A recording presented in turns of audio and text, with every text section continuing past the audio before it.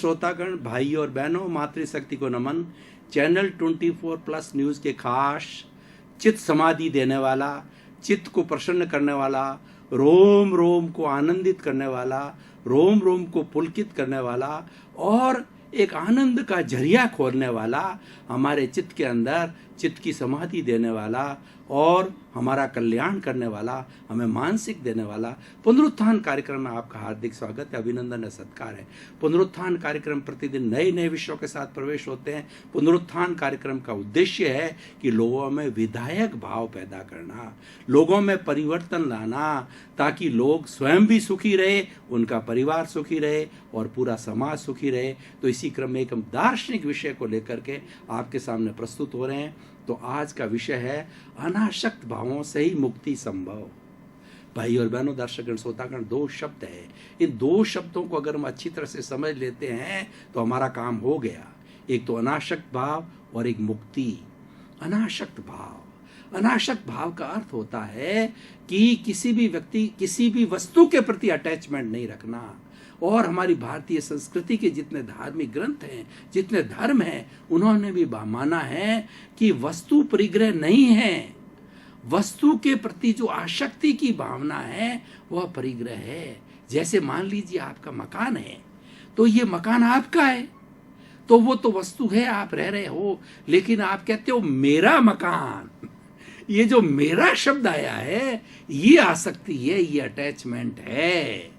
और आप कहते हो हमारी पुरानी माताएं, हमारी पुरानी दादियां, पुरानी नानियां कहा करते थे, उनको पूछा जाता था कि आपके कितने बेटे हैं, आपके क्या क्या काम करते हो, कि माया महादेवरी है, मारे तो 5 बेटा है, मारे तो खेत है, सब भगवान रो, ईश्वर रो। देखिए, ये बात है, ये अनासक्ति की भावना है।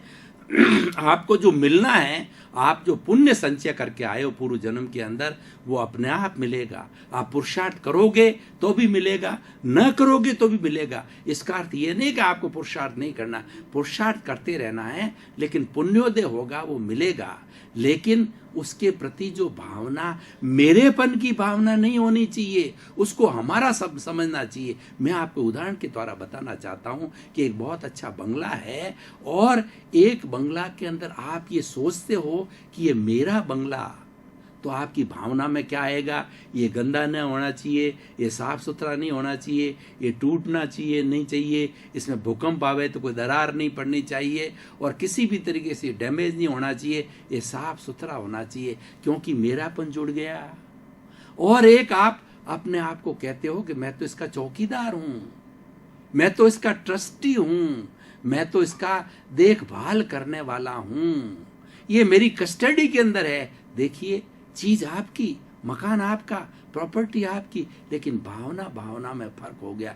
जो ही आपने किसी भी वस्तु को अपना ट्रस्टी समझा, आपकी भावना बदल गई। इसका मतलब आप ये सोच रहे हो कि मैं तो एक दिन जाने वाला हूँ, मेरा तो ये शरीर नाशवान है, कभी भी जा सकता है, ये प्रॉपर्टी साथ नहीं लेके जा सकता। अरे ये शरीर रूपी प्रॉपर्टी ये भी साथ नहीं जाती है, तो दूसरी प्रॉपर्टी, धन, बंगले, ये सब चीजें कैसे जाएगी? पारिवारिक जन कहाँ जाएंगे साथ में? कभी भी नहीं जाएंगे।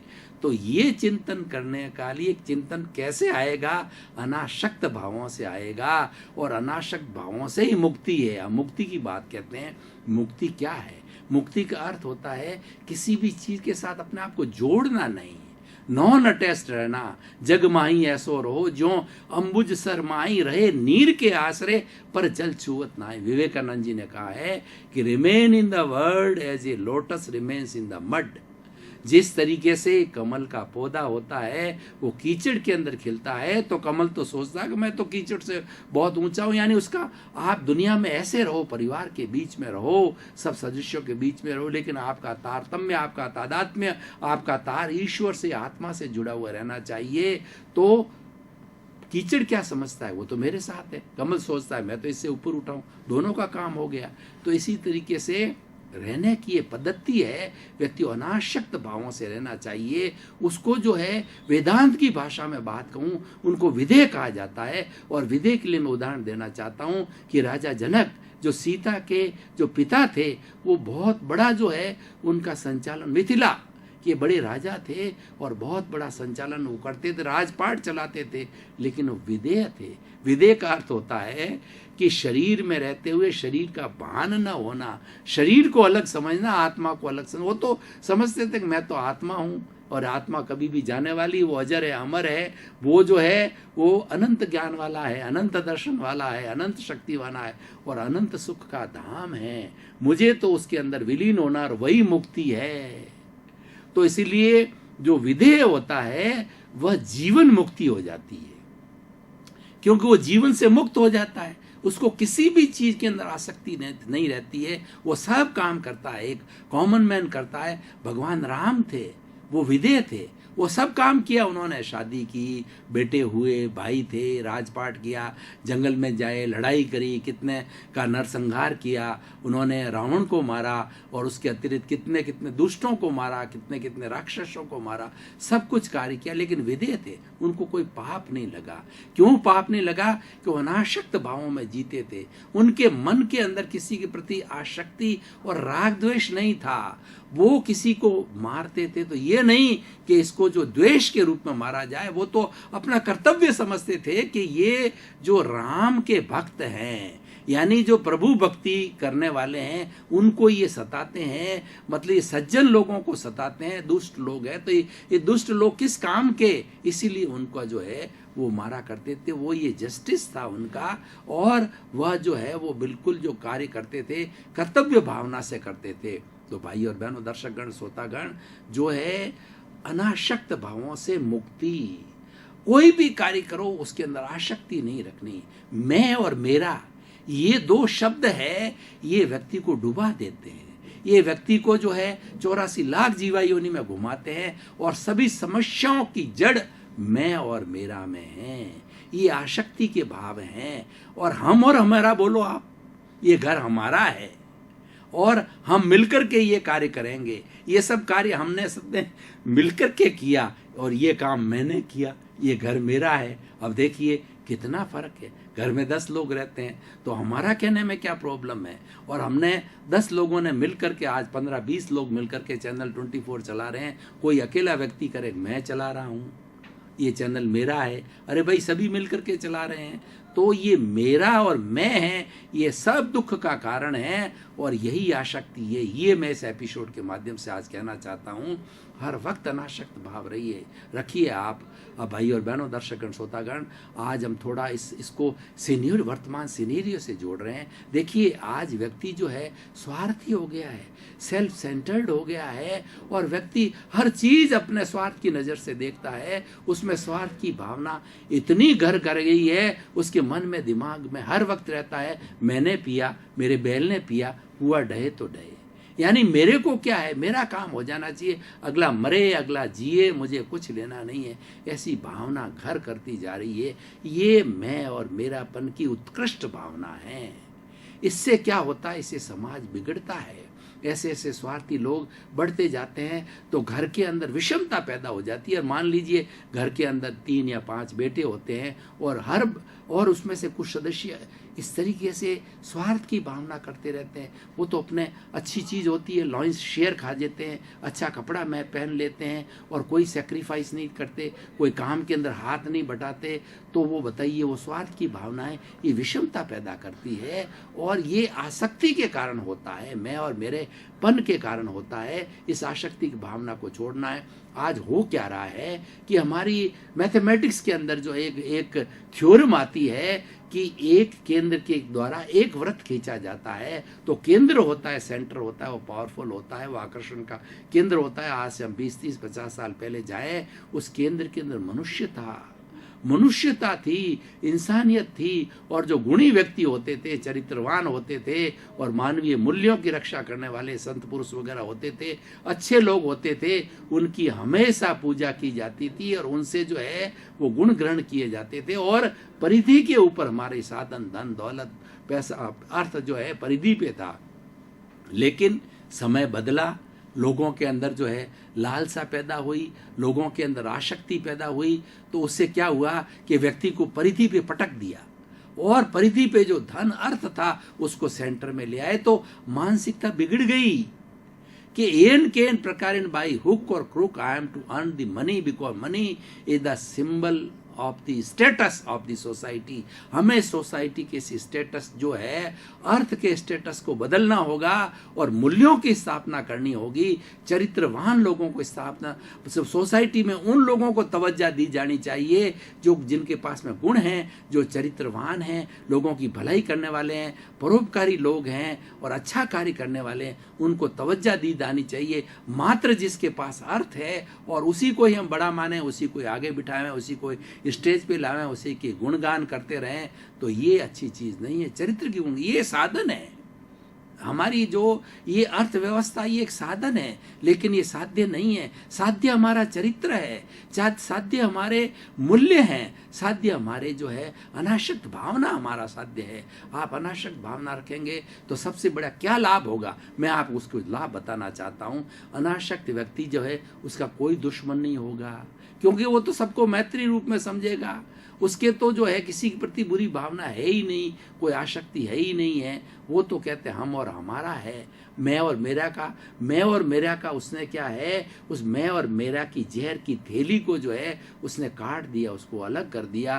तो इसलिए जब मैं और मेरा नहीं है तो हमेशा खुश रहेगा। और दूसरी बात क्या है, व्यक्ति प्रसन्न रहेगा। अनुकूल परिस्थिति में, प्रतिकूल परिस्थिति में कितने भी आदमी को झंझावत आवे, कभी भी आदमी प्रभावित नहीं होगा, कभी दुखी नहीं होगा। तो देखिए हर व्यक्ति सुख चाहता है, तो लेकिन सुख कैसे मिलता है ये उसको पता नहीं है। सुख मिलता है अनासक्ति की भावना से। क्यों? अनासक्ति भावना से तो मुक्ति मिल जाती है। मुक्ति उनको ही मिलती है जो अनासक्त लोग होते हैं। अनासक्त एक साधना है, अनासक्त जो है एक मुक्ति तक पहुंचने का द्वार है। जैसा कि मैंने अभी विदेह की बात करी है, वो अनासक्त भावना से जुड़ा हुआ है। अनासक्ति से मुक्ति जा सकते हैं, तो मुक्ति तो बहुत बड़ा हमारा साध्य है और उसका शॉर्ट रूप जो है हमें मानसिक शांति मिलती है। वही हमारा मोक्ष है कि हमें हर परिस्थिति के अंदर हम कभी प्रभावित नहीं हो, हर परिस्थिति के अंदर हम खुश रहें, दुख में भी खुश रहें और सुख में तो व्यक्ति खुशी रहता ही है। कहा भी क्या है, जो सुख में सुमिरन करे दुख काहे का होए, और जो सुख में सुमिरन करे तो दुख काहे का हो। इसीलिए हमें हमेशा जो है ईश्वर भक्ति में, अनासक्ति भावना ये ईश्वरीय गुण है। अनासक्ति भावना स्वयं ईश्वर है। जो व्यक्ति अनासक्त भावना से रहता है वह एक ईश्वर का ही रूप है, वो एक अच्छा मानव है। इसीलिए हमें उस भावना करना, और आज ये जो हमारा सिनेरियो जो बदल रहा है, लोगों के माइंडसेट को बदलना है।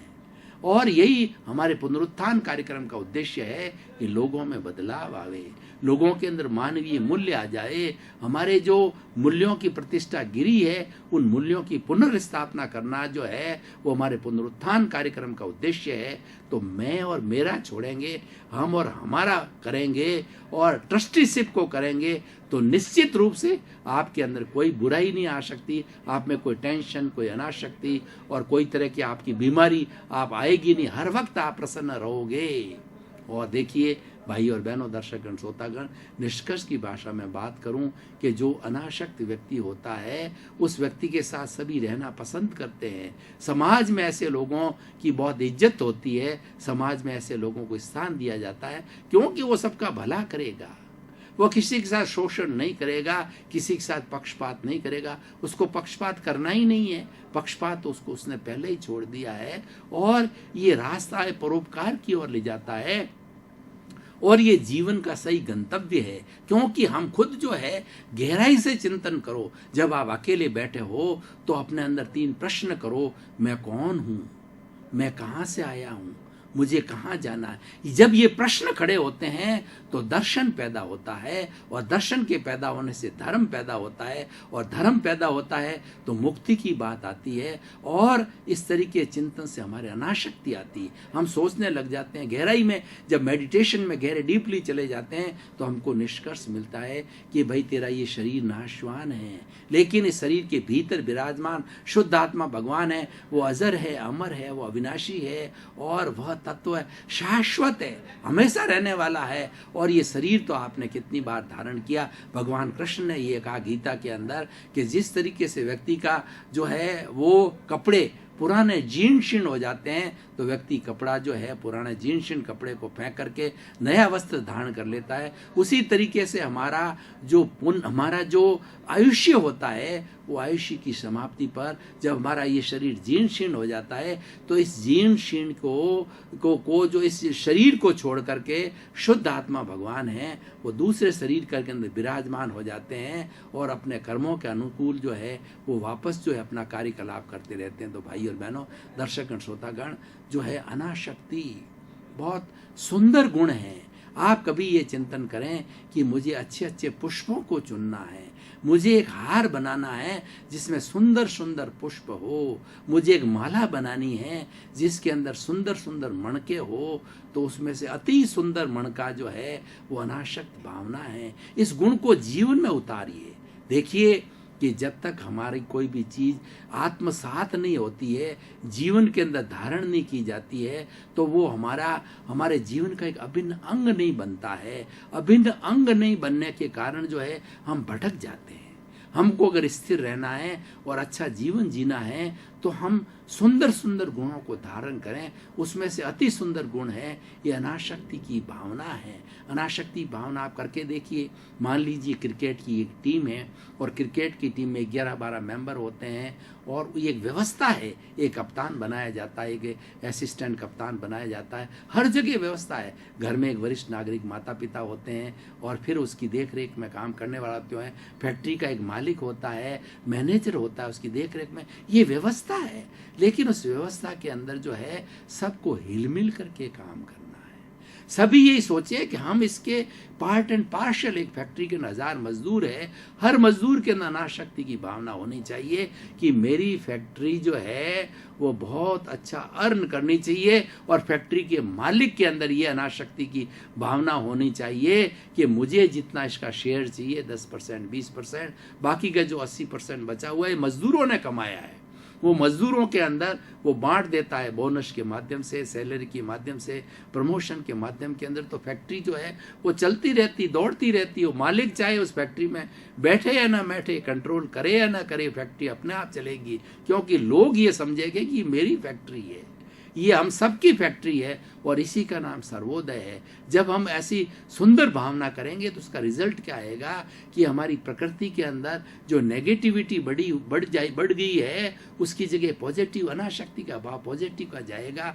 उस नेगेटिविटी हटाएगा। उसको जो लोग ज़्यादा जो है अच्छी अच्छी बातें सोच करके और इस प्रकृति के अंदर, इस नेचर माँ के अंदर छोड़ेंगे, तो हमारा वायुमंडल, हमारा जो विचारों का प्रदूषण है वो प्रदूषण हटेगा और हमारे सुंदर विचार मिलेंगे। देखिए, पुद्गलों का अपना प्रभाव होता है। विचार एक पुद्गल है कि आप कोई ऐसी अच्छी जगह, जो मंदिर में चले गए या बड़े संत के पास जाकर के बैठ गए, तो वहाँ पर क्योंकि पुद्गल अच्छे हैं, अच्छा चिंतन किया जाता है, वक्त में वहाँ आपको शांति मिलेगी, सुकून मिलेगा, आनंद मिलेगा। और दूसरी जगह जहाँ पर बुराई की भावना, अपराध किए जाते हैं, जहाँ मिलावट की जाती है, चोरी की जाती है, डकैती की जाती है, हिंसा की जाती है, लुटेरे रहते हैं, तो वहाँ के परमाणु अशुद्ध होते हैं। वहाँ जाके आपको भय लगेगा। आप सोचेंगे कि यहाँ डर लग रहा है, मैं मरूंगा, मुझे मार देगा, कोई मेरा जो है मर्डर कर देगा, वहाँ आपको तुरंत आ जाएगी। इसलिए भाई और बहनों, दर्शकगण, श्रोतागण, ये पुद्गलों का बड़ा प्रभाव होता है, विचारों का बड़ा प्रभाव होता है। अनासक्ति भावना आप जीवन के अंदर आज ही जो है वो आप पाल करके देखिए। कल से देखिए, ट्रस्टीशिप, हर चीज के अंदर ट्रस्टीशिप लागू कीजिए। आपके अंदर आपका जो भी प्रॉपर्टी है उसमें ट्रस्टीशिप करिए, और मैं और मेरा बोलना बंद कर दीजिए। हम और मैं शब्द आए वहाँ हम बोलो, और जो है मेरा आवे जहाँ हमारा बोलो, तो आपको स्वयं देखोगे कि आपके अंदर परिवर्तन आया है, और आपके लोग भी जो है आपको प्रेम करने लग जाएंगे कि ये व्यक्ति सबका चिंतन करता है, ये व्यक्ति स्वार्थी नहीं है, ये व्यक्ति निस्वार्थ है। जो निस्वार्थ की भावना है एक अच्छा गुण है। हमें गुणों को लेना है, हमें अच्छाइयों को लेना है, क्योंकि मनुष्य जन्म जो है अच्छाइयों के लिए मिला है। मनुष्य जीवन अच्छाइयों को पैदा करना, अच्छाइयों को जीना और अच्छाइयों को बांटना उसके लिए मिला है। लेकिन जब आज समय बदल गया, बुराई चारों तरफ फैल रही है। आप प्रिंट मीडिया को देखिए, चाहे टीवी मीडिया को देखिए, सिवाय बुराई के, अपराध के, कत्लेआम के, हिंसा की बातें मिल रही है, क्योंकि नेगेटिविटी हमारे इस पर्यावरण में बहुत ज़्यादा बढ़ गई। उस नेगेटिविटी को ख़त्म करने के लिए उसके सामने पॉजिटिविटी को खड़ा करो। हमारे घर के अंदर कोई भी एक गुंडा आ गया और घर को दबा के बैठा है, तो आप बड़े गुंडे को ला करके खड़ा कर दोगे तो गुंडा भाग जाएगा। इसीलिए आपके अंदर बुरा भाव आए, उसकी जो शुभ भाव को खड़ा कर दीजिए, पॉजिटिव विधायक भाव को खड़ा कर दीजिए। अनाशक्ति की भावना एक पॉजिटिव भावना है, बहुत बड़ी ऊंची भावना। इससे मुक्ति मिलती है, इससे व्यक्ति जो है सब जो सीमाओं से मुक्त होकर के आनंद का जीवन, स्वतंत्र जीवन जीने लग जाता है। तो उसको आप अपनाइए तो आपको सहज ही फर्क आएगा। भाई और बहनों, दर्शकगण, श्रोतागण, हमारा पुनरुत्थान कार्यक्रम कोई तरह का तंत्र मंत्र, कोई किसी विषय, हम तो एक ही चीज में विश्वास करते हैं कि हमारा विधायक भावों को पैदा कीजिए। दर्शकगण, श्रोतागण, भाई और बहनों, आपका बहुत बहुत धन्यवाद। पुनरुत्थान कार्यक्रम हमेशा पॉजिटिव सोच की तरफ बात करता है। पॉजिटिव थिंकिंग ही हमारा उद्देश्य है कि लोगों के अंदर जागृति आए और लोगों के अंदर पॉजिटिव थिंकिंग बढ़े, पॉजिटिविटी बढ़े। उससे हमारे वातावरण के अंदर, हमारे कॉस्मॉस में पॉजिटिविटी बढ़ेगी और इसी कारण आपका जो जीवन धन्य होगा, आनंदमय हो गया, सुखमय हो गया। पुनरुत्थान कार्यक्रम को देखते रहिए और पुनरुत्थान कार्य के अंदर जो जो टिप्स और जो जो गुण और जो जो पॉजिटिव थॉट्स बताए गए हैं उसको जीवन में उतारिए। आपके प्रति मंगल।